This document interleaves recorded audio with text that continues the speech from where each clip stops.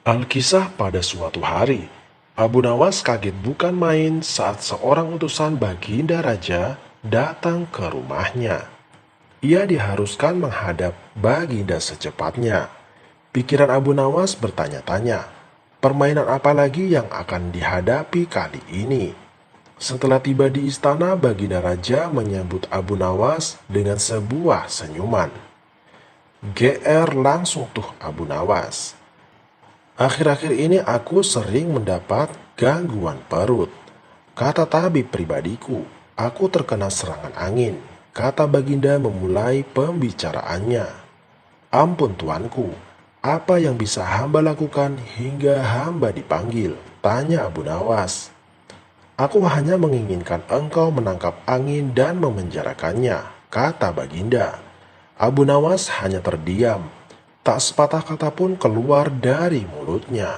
Ia tidak memikirkan cara menangkap angin nanti, tetapi ia masih bingung bagaimana cara membuktikan bahwa yang ditangkap itu memang benar-benar angin.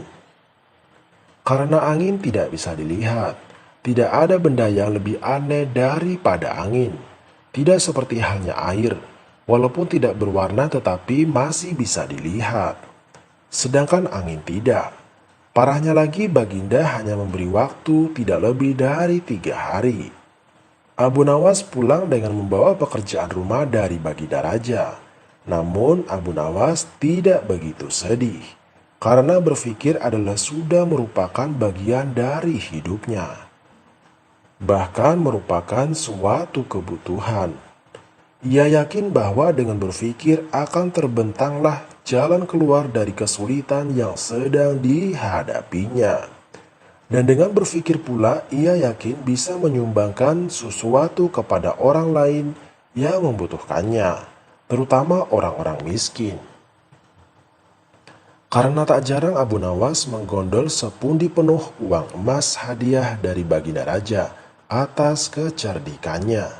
Akan tetapi sudah 2 hari ini, si Abu Nawas belum juga mendapat akal untuk menangkap angin apalagi memenjarakannya.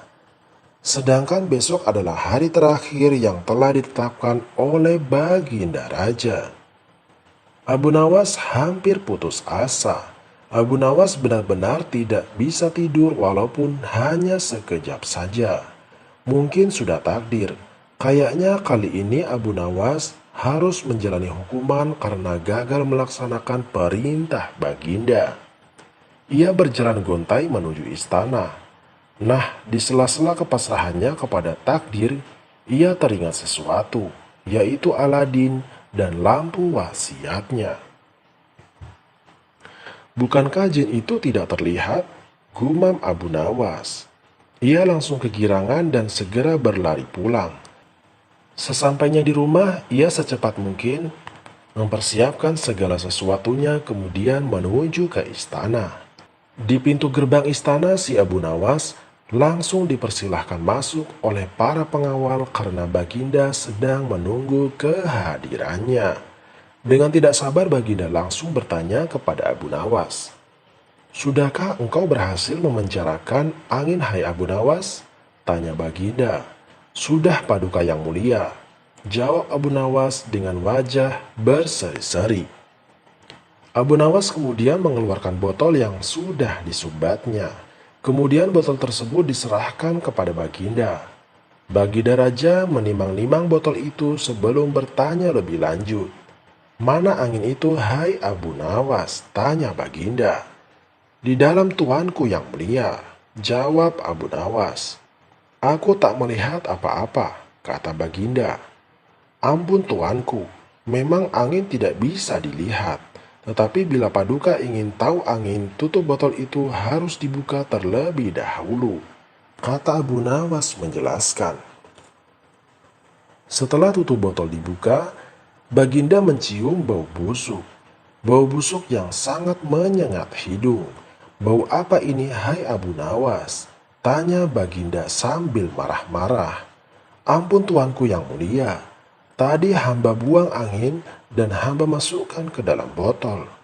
Karena hamba takut angin yang hamba buang itu keluar. maka hamba memenjarakannya dengan cara menyumbat botol itu. Jelas Abu Nawas.